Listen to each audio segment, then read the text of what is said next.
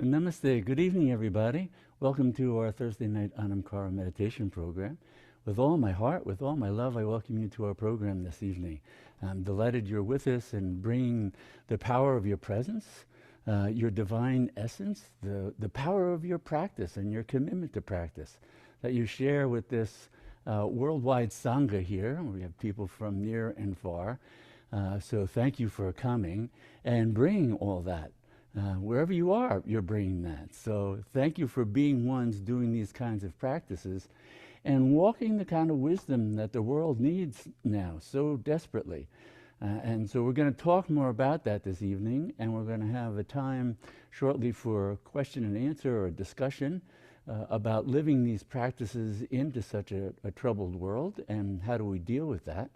So we're going to open it up for discussion in a little bit. But first I wanted to really invoke the highest of what we're doing here. You know, we start out with that understanding that the practices that we're doing, not only are they extraordinarily potent for transforming our consciousness, relieving suffering for ourselves, relieving suffering for the mind, for the body, but this is a selfless practice. So we're also doing it to relieve the suffering of all beings. We're doing it with a commitment that we want to see all beings free of suffering, that we want to attain the very highest, that the intention of these practices is to know the infinitude of being, however we might call that. Each religious tradition has a different name for it, a different way of approaching it, but it's the same essence. So our practices are aimed at knowing that continuously, obtaining the state where we abide in true knowing, we abide in wisdom, we abide in pure being, even as we're going about our activities in the world. We're then automatically walking that into the world for the relief of suffering for all beings. Because our dedication, our commitment to realizing the highest is also the best way to then be able to be fully empowered to relieve the suffering of all beings. So that's the intention behind our practices. That's the intention behind this satsang gathering every 2 weeks and everything that we offer, our courses, our e-newsletters, the videos that we put out, all to support people in their own path. Because we all have to walk the path that is unfolding step by step in our life. And the universal principles of yoga, of meditation, help to inform that, help to give us a way of being able to engage in everyday life in a totally different way than the prevailing dynamics of culture, our families, our institutions, all the ways that our conditioned mind has been brought up in. Freedom means also freedom from that, the conditioned mind, to know the fullness of being, which is the fullness of wisdom, which is the boundless loving compassion that embraces all. That's what we can know, and that's what dedicated practice can bring us to abiding in. So that's our intention for these programs and for our practices. So thank you for being ones doing that and joining us this evening in that endeavor. And it's those practices, and later on we'll be doing mantra and we'll be doing silent meditation. And it's a refuge. It's also a time when we can step away from all the issues that are going on in the world, in our lives, and find refuge. A refuge that's not an escape, it's a refuge that then replenishes, revitalizes, empowers, so that then when we walk in the world, in our everyday lives, our everyday relationships, we're being empowered by this highest wisdom of the truth of who we are. So again, thank you for being ones doing that. If you want to turn on your video, if you have anything that you'd like to discuss or something that's either puzzling you or something you wanted to share, that's all good. I see some folks, there we go, turn it on their screens. As I said, you don't have to. So any thoughts or questions that have been coming up in practice? The last several weeks have been, giving information, talking, sharing about various practices, both out of the Bhagavad Gita, out of the Shiva Sutras, uh, all related to how do we actually manage this instrument of mind, especially, as well as the body. How do we transform them? How do we transform what goes on and how they perceive what's happening in the world that can also be introducing distortions from that old conditioned mind. So much of our practices are aimed at being able to both transform the mind as well as know the fullness of being beyond mind. Because the mind, even in its best shape, is still a limited instrument. So the transformative process of meditation is aimed at both knowing the fullness of being beyond mind and body, as well as transforming this vehicle for the expression of that wisdom and that knowing in the world. Hello. Hey, how are you? Pretty good.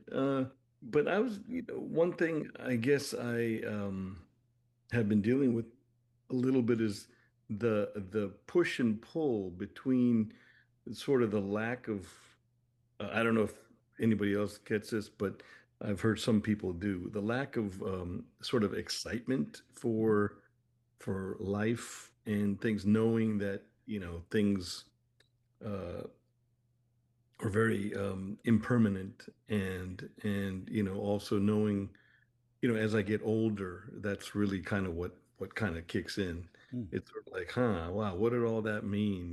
That kind of existential threat, right. that kind of uh, feeling. So I don't know if like for you, like in comparison, can you personalize this and tell us if you ever have gone through something like that, where or if you are even still, I don't think you would at this point, but prior to awakening, like, sort of like, isn't that a good thing in a way? Like to not be too excited about life? Because that's what I'm hearing also, Right, like embrace that kind of, like, you don't have to jump around and have a great time, and life is not really about that unless it's surface level. Anyway. right, right. Yeah, no, but that's a great question. And it really goes to the heart of sadhana practice about where do we look to for joy, for happiness. Because that's what the yogis, great sages and saints of various traditions have said, oh, whenever you're experiencing joy, it's arising from within, always. We think it came from, oh, having consumed that wonderful food or been in a wonderful company. um, but the experience itself is always an internal one, interesting. You can't, if you had more and more of whatever that was, your favorite cake, your favorite pie, your favorite person, you'd get Mm. sick of it after a while because happiness wasn't inherent in that person, that being, that relationship. It's in you. And so the whole aim of meditative practices is to know that source. And to know, that's why, in the various traditions, whether it's Buddha talking about the four immeasurables, the boundless wisdom, the boundless compassion, the boundless loving rapturous joy, the boundless unshakable equanimity, that these are eternal aspects of consciousness itself. The yogis put it in three terms: Sat, Chit, Ananda. Sat, pure being, that which is the same at all times and all places, eternal. It's Chit, it's conscious of all that is. And it's Ananda, it's rapture's joy. So the yogis are saying, each time we think a thing is giving us joy, it's why in Patanjali's Yoga Sutras, when he talks about the nature of the mind and the different vrittis, the different qualities of the thought waves of the mind, he'll go, they're painful and non-painful. He didn't say there's painful, non-painful, and joyful, because the yogis say, no, joy is not arising from the mind. So what happens is we project that our incompleteness externally, we're going to feel fuller and more complete when we get that external thing. And then when we get it, for a moment, the mind is quiet. All the agitation that was going through, I got to get that thing, I won't be happy unless I have it, I have to have it, to all those varying degrees that the mind might do that. Then we get it, but then it's not lasting. It's ephemeral. Why? Because the joy was never in the thing. So the yogis went, oh, when you get in touch with true source, then you're at the very source of joy. And it is beyond anything that the world can give us. So when a yogi is saying, yeah, the happiness of the world, it's not so much. It's in comparison to knowing the fullness of that is beyond just satisfaction of this wish, want, desire, whatever it might be, and all the dynamics that go with that. So it's to be in an in-between state where we don't yet know that fullness of being, that eternal rapturous quality of being. I mean, it's radically different than anything that we know, because everything we know from the mind's point of view is ephemeral. It comes and goes. That's all there is. But when you start to get to know the fullness, then some of the things of the ordinary world, they pale by comparison, but they're still there. But you have a different, it's as if you've been given a different ruler. The ruler used to be this big. Now it's this big, and so the piece of the world that's in here suddenly looks smaller. Though when you're present with that, there's delight. You can feel the delight, but it's not a substitute. You're not craving it because you don't have inherent delight.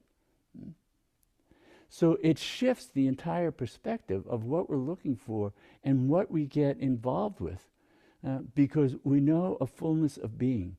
Not knowing the fullness of being, then desires arise. This was the chain of destruction that we were talking about from the Bhagavad Gita a couple of weeks ago, where in the Bhagavad Gita, Lord Krishna is instructing Arjuna and saying, it starts out, you don't know, you lose sight of the truth of who you are. And then when you don't know that, you're lacking things, you're wanting things, you're needing things, because you don't have the absolute fullness of being.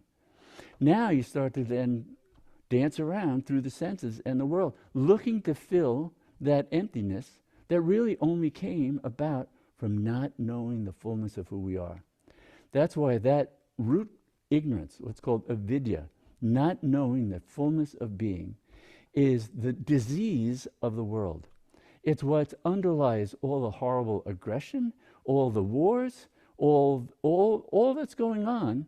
You can see underneath it all is this ignorance. If you know the truth of who you are and the fullness of who you are, you don't have to try and rip that off from somebody else or some other country or whatever that might be. The fullness of being is what that wisdom of that sets us free from all the limited desires that get projected outward and then drive us through relationships. I'm going to be happy if I have this relationship. I'm going to be happy if I have this profession. I'm going to be happy if I have this accolade, if I have this achievement. All those different things that we're trying to fill this emptiness, right? Knowing the fullness, then we can just go, how do I just flower? How do I just give expression to my fullness of being? My extraordinary talent, like you have extraordinary talent. You've given your so many hours, tens of thousands of hours to developing that and sharing that with the world. And that's bringing out what you have. So a flower flowers not out of lack, but out of sharing its beauty, its essence with the world. We can be totally differently motivated for how we walk in the world. So it still has us engaging in life, but not from a deficiency model. The ordinary mind works out of a deficiency model. It's always trying to fill a hole. And none of what it gets will fill that. Until finally we develop the discrimination, viveka. What's really going to fill that? Only the fullness of being. only knowing the truth of who we are. Knowing that, our wants, our needs become very limited. Yeah, my body needs a certain amount of food, it needs a certain amount of comfort. It can endure the lack of those things. Uh, my mind can be very steady in dealing with those things, in dealing with the pain of the body and the travail it goes through, because it's informed by what's beyond that. What's the fullness of being? Does that make sense? Yeah, certainly. I mean, I guess I would approach it in the way that I don't feel like I've become awakened yet, so to speak. I know that sounds really controversial, but um, and so I'm suffering the other end of the stick. It's not from your perspective where, I know going and eating chocolate cake is just what it is. It's no big deal. For me, it's sort of like from this side of the area, I'm going there and eating and saying, this is not as good as I think it should be. Right, It's a real right. mind, it's a real Yeah, strange situation. Like, right. I think, Because, as you're saying, and this is true for most everybody, when you're saying, and I do this and I do that, that I is the limited mind. It's yeah, I recognize that. identification with the limited instrument. If I I know totally I recognize am that. aham, then the mind can go, oh, I'm going to enjoy a little bit of this. And you go, oh, yeah, mind, go for it. Have a little bit of that. But it doesn't occlude the unshakable, undiminished fullness of being, rapture, joy, wisdom. It's just what the mind is doing. But when we're identified with the mind, then that fills our entire vision. So meditative practices are aimed at adding the infinitude of being, not to erase the mind, but to reduce it to its rightful size. So that when you add the infinite to the finite doesn't disappear, but it doesn't fill your entire view. And so you know the fullness of being beyond that. And you have great love, compassion for the mind, everybody's mind, and what it goes through, and what it suffers, and how it scrambles about trying to fix that. But now you're informed by knowing the real answer, the real antidote to suffering that Buddha talked about, that so many sages, saints across traditions, was knowing, being grounded in the fullness of being, of the truth of who you are. That's what sets us free. Yeah, I mean, it certainly makes sense. Yeah. And so that's why, it's that sense of, there's an old Zen saying, better not to begin. Once begun, better to finish. That in between state of knowing that there's something else that's better, and maybe having glimpses of it, and knowing that the old, ignorance seemed like bliss, that's gone. Can't go back there, but I'm not in the fullness of being, so I'm in this in-between state. So we use that. The different traditions look at how do we use the experience of pain and suffering to build our determination, to strengthen our practice. Say, I am going to be free of that. And having gotten free of that, I'm going to pass that freedom on to others in how we can do that. That was Buddha's entire life. That's the entire life of sages and saints who then wind up going, okay, once you know, all that's left is to selflessly serve and pass on all you can. Hey, hi Lawrence. Hey, good to I see you. yes, yeah, it's a joy. Um, so following on the same themes, let me just share a story. So for the last few weeks, uh, just because of so there will be moments in the night when I just go, fuck you, fuck you, fuck you, just this something. It's not even anger. It's partly anger, it's partly resistance, it's partly something. And I thought, well, who's the you I have in mind? And naturally, of course, political stuff comes into the mind. Familial stuff comes into the mind. some business relationship stuff comes to the mind, because indeed I've been experiencing people who don't have integrity. Mm-hmm. Yeah. And of course, the events of the last month has just been so outrageous in terms of the penchant for war. Then I thought of a line from Etty Hillesum. She was a Dutch Jewish girl, less famous than Anne Frank, whose diaries were discovered only 20 years ago. She had been writing as the Nazis were coming into Holland. And there's a little phrase that has always caught my attention, where she says, God, you cannot help us now, but we must help you and create a space for you in our hearts. And I thought, oh,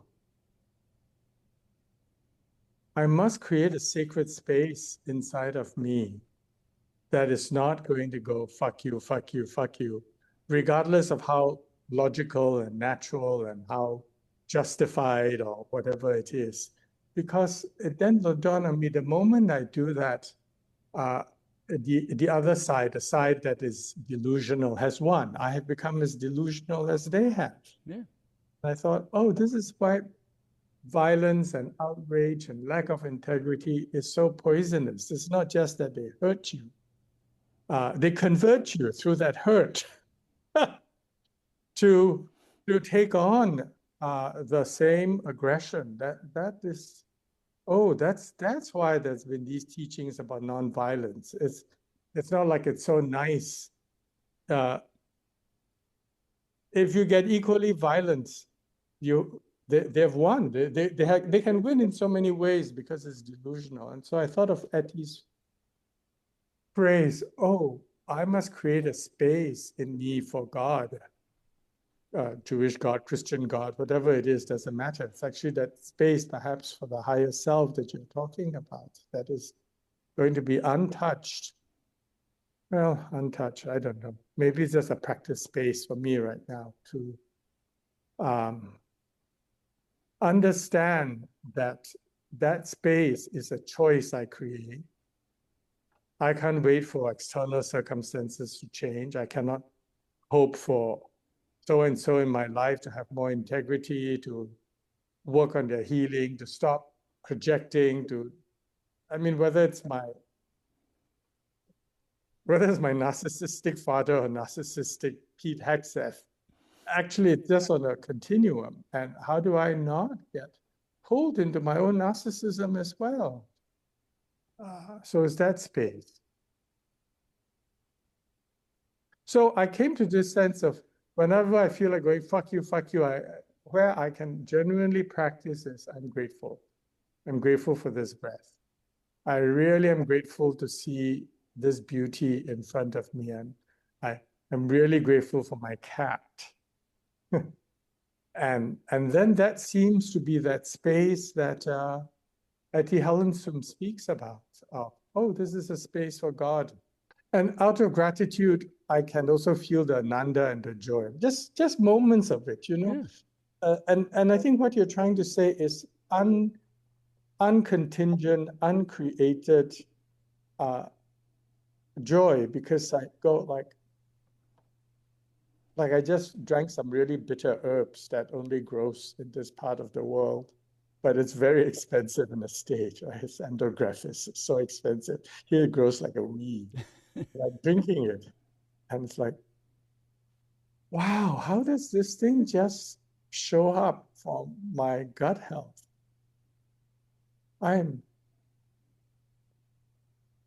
So I just stopped there. Yeah. Thank you.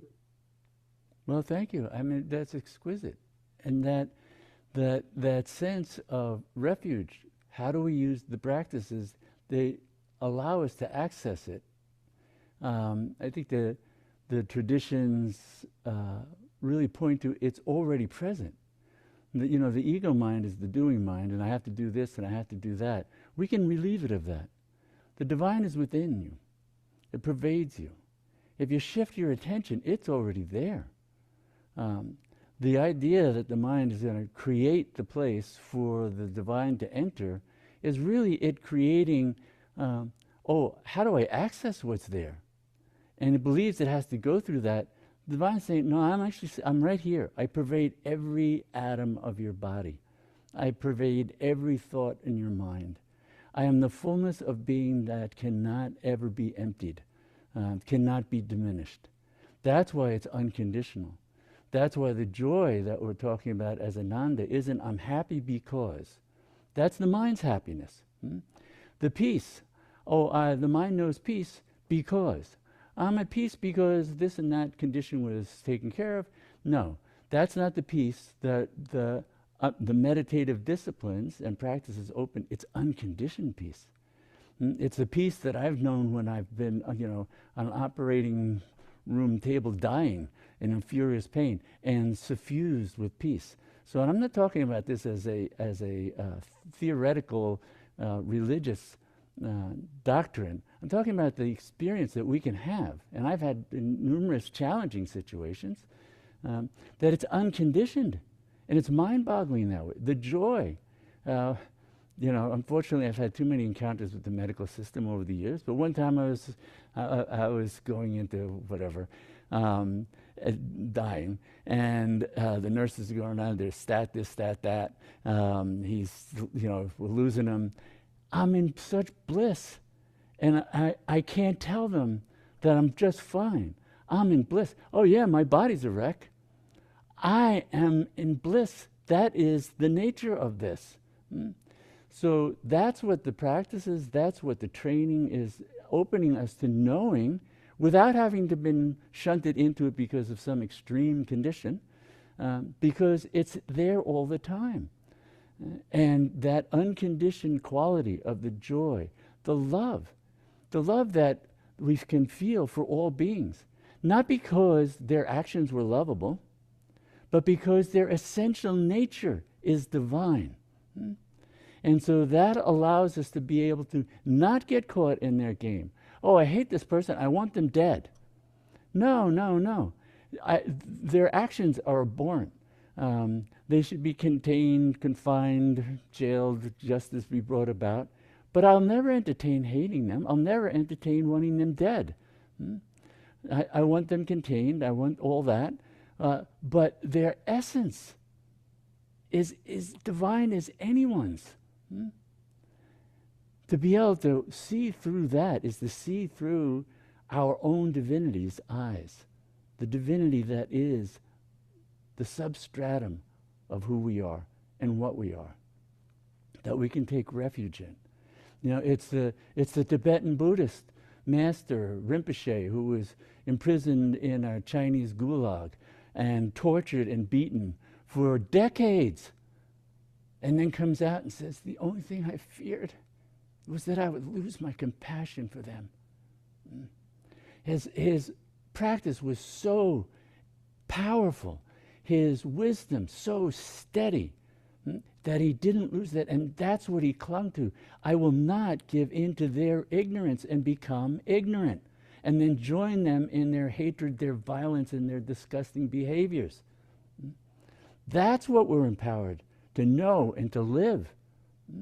So it's not like it just suddenly makes the world pretty and everything's rose-colored. Not at all. Not at all. If anything, we're meditation, and this is, because of my background in neuroscience, we see meditation as a practice increases sensitivity while decreasing reactivity. Most of us try to decrease reactivity by becoming insensitive, becoming numb, becoming blind, being in denial, wrapped up in our own little illusions. Meditation is going, no, you have to see it all. You have to be so sensitive you see it all. You're so sensitive. You're dharma. You hear the cries of suffering of all beings. And you can hold that because it's the infinitude of your being that holds it, not your little mind, not your little body, not your little heart. So we have to know that fullness. To have that exquisite sensitivity, to see that and see the sacredness of all beings and all life, and want to help relieve all of that, but not by going numb, not by going blind, not by going violent, not by going ignorant. Those are not answers. And so we see the horrors going on in the world because that's what people in ignorance do. This age, the dark age of Kali Yuga, where Dharma, where integrity, where right action is at its very lowest, this is what we're encountering. So there's that nature that we're being summoned all to really be sort of the spiritual warrior who can be grounded in that steadiness, ferocious in that, seeking it with that kind of determination to be grounded and live that. Mm. You have not seen these when you were in my home, but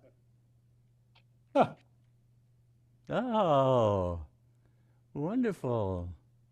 uh, and I have started thinking, what is the great anxiety in my life at this time? And it is the chaos in the world and death, and I thought, oh, that's how violence and the delusional world is, to say you will die and you'll die horribly.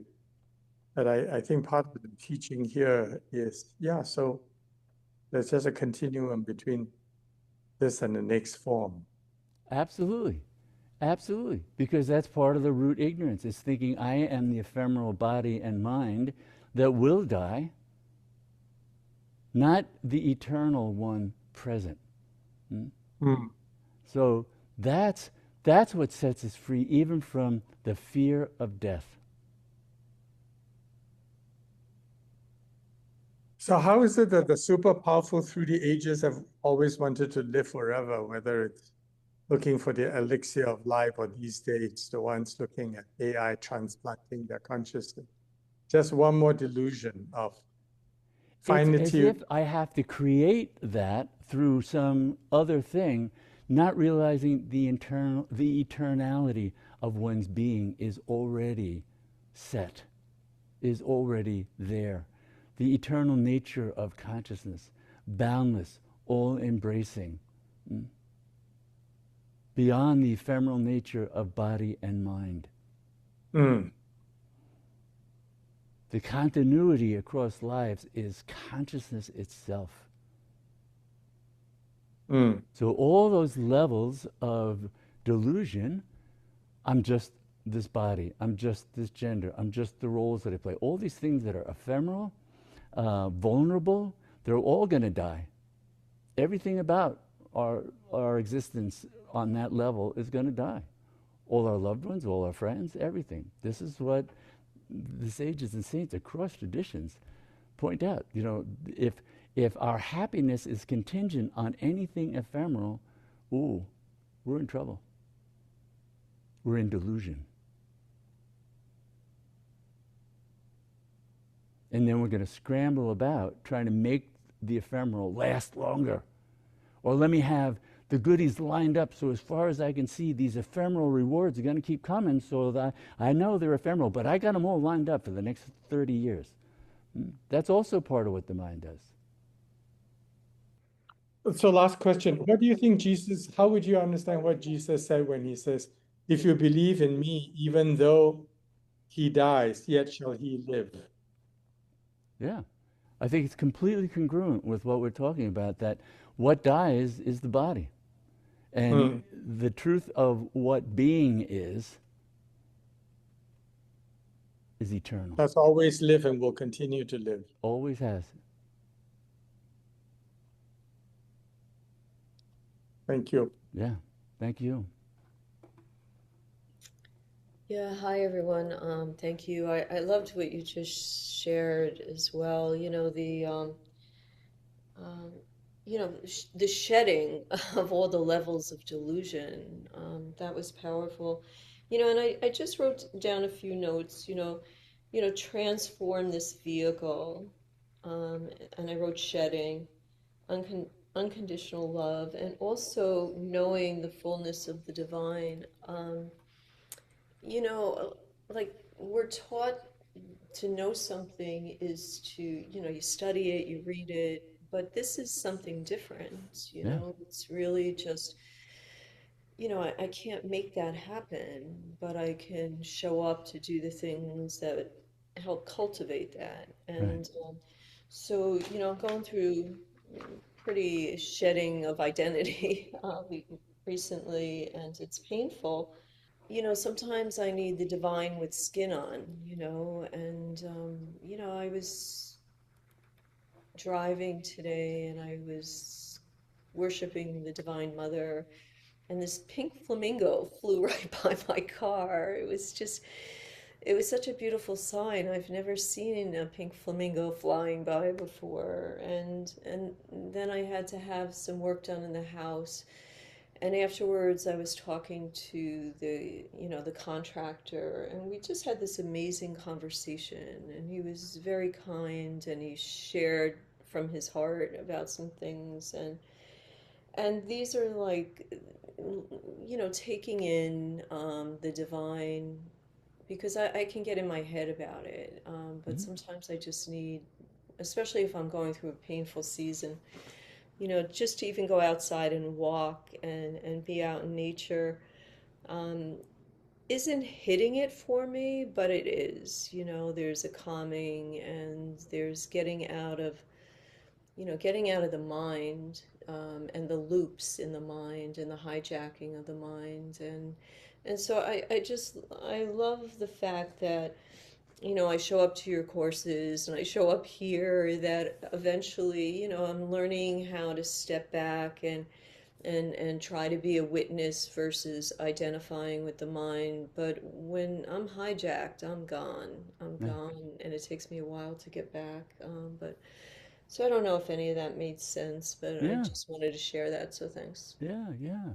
Absolutely. Thank you. Thank you. And you're right. The mind can't know it and grasp it in that way. That is the fullness of the experience. But by studying, contemplating, we're also transforming the mind so it holds the right truths. In its own limited way, it holds that. And so we can say, oh, wait a minute, what am I becoming here? Oh, I'm becoming identified. Well, that's the mind having a realization like that. Oh, I'm getting really caught up. Um, so that's not the direct experience, but that's the mind being informed, transformed, and developing its own practices, the contemplative, the meditative, the steady practices that help say, oh, now I need to know, I need to shift. I need to get outside. I need to just feel the fresh air. Then our intuitive faculties beyond the ordinary thinking, grasping mind suddenly here, experience a synchronicity, the flight of a bird flying through, and the opening of awareness that can just be triggered by that, that we're capable of that, right? But that's informed by having let go of, I'm just stuck with my thoughts. And that opening that we bestow grace on ourselves, that I can let this go, and then something can open and shift. That's all part of the practice as well. So thank you. Thank you for sharing that. Yeah, I just want to say I love when you talk about bestowing grace on ourselves. I don't have to wait for it to happen, like I can, Yeah, do something to help that. So thanks. yeah. Because when we properly sort of diagnose what the issue is, I'm caught in a limited identification. Not, oh, that person did this and they did that, and I should go do this to them. And that's delusion, right? When we go, oh, my mind is really stuck. Now, how can I shift my mind? And it might be a walk outside. It might be a beautiful piece of music. It might be a delightful chant, or doing the mantra, or just slowing and breathing, or doing some hatha yoga. We have all these different practices we do. What are they aimed at? Oh, they're aimed at shifting our attention. Because in the end, it's all about attention. Attention, attention, attention. Where does our attention rest? As you think, so you become. That's what Buddha said. That's what the yogis have said. And we can see it. If I think I'm this, I am that. If I think and start to shift, I'm letting it go. What am I letting my attention rest on? that I then become, and then feel how confining, how imprisoning that is. That's what we're then empowered, even mentally, to be able to shift and understand. So empowerment is on all these different levels. We're empowered to think differently, speak differently, talk to ourselves differently, act differently with the body. Empowerment is across all our various domains of experience. So last question or comment, or then we'll chant a little bit and then sit in the stillness and take refuge in the truth beyond the mind, beyond words, beyond it all, the truth of who you are. So we're going to be chanting for a few minutes, and we'll begin chanting ancient mantra, really, and a mantra is really a throb of the infinite, a throb. It's the infinite in sound form, just as tankas and yantras are pictorial forms of the infinite, the divine. Mantras are a sound form. It's literally the Shakti, the power of consciousness, taking the form of sound that helps then draw the mind back to source. So when we become absorbed in mantra, great mantras, empowered mantras, they have the power to take us beyond the mind, even while helping to soothe and quiet and focus the mind, steady the mind. It acts on many different levels. So we'll be chanting this mantra, Om Namah Shivaya, Om Namah Shivaya. And it literally just means, I bow to the auspicious one. Shiva means the auspicious one. Oh, we can give it a name, we can give it a form and everything, but the auspicious one is the boundless consciousness, the infinite, beyond forms, really. It takes all forms, but it's also beyond forms. So mantra arises from beyond forms, takes the form of Om Namah Shivaya, but if we become absorbed in that, we can go back to the source of the mantra itself, Om Namah Shivaya, the auspicious one, the infinitude of being that pervades all that is here and now. Everyone, everything is a manifestation of that, held within that, always in union with that. Only the mind holds the illusion of separation. When we go beyond the mind, it's just gone. You don't have to create unity. The separation is the mind's creation. Let that go. The underlying, pre-existing, eternal unity is always present. So we'll take refuge in mantra, and then we'll sit in the stillness for a few minutes, and at the end I'll ring a gong and we'll chant a few rounds, and that will close us for the evening at the end of the program.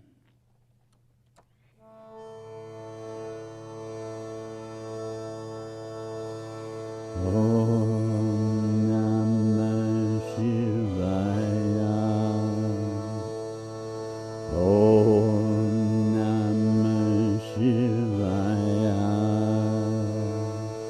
Om Namah Shivaya.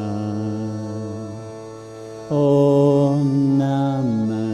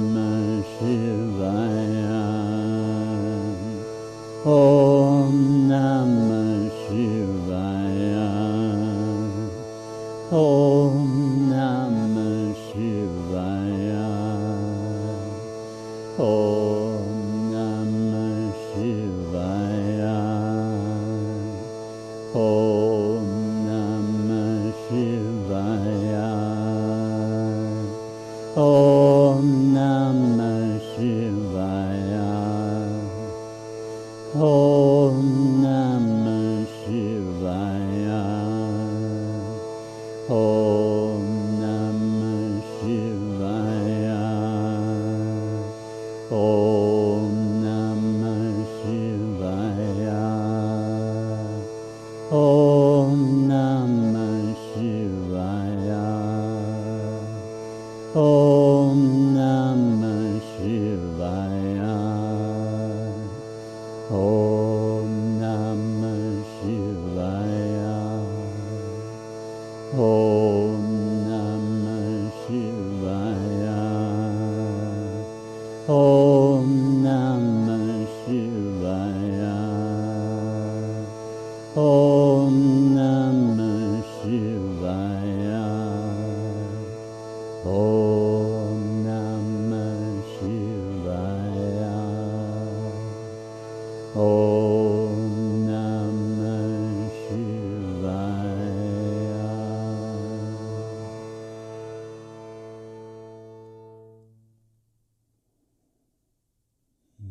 Just sitting in the stillness.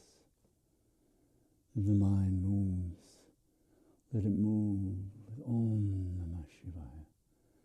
Om Namah Shivaya. I am the auspicious one, the boundless one, the all-embracing, loving one. Om Namah Shivaya. Rest in that awareness.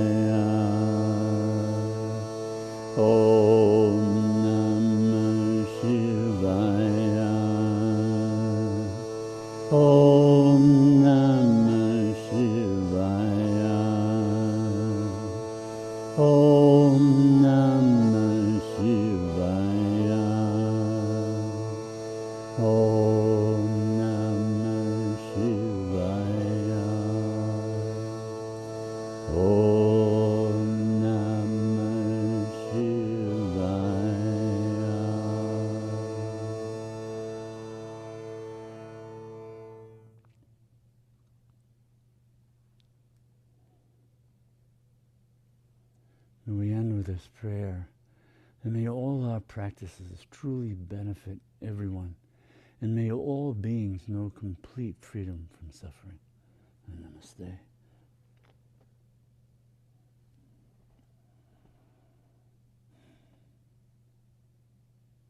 So taking refuge in the divine.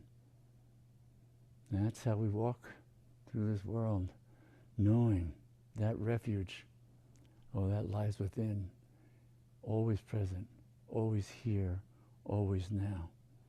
Practices give us access to what's already present. Mantra arising from what's already present. When the mind becomes refined through the practice of meditation, we hear these mantras, these maha mantras, these great mantras. They're already arising within.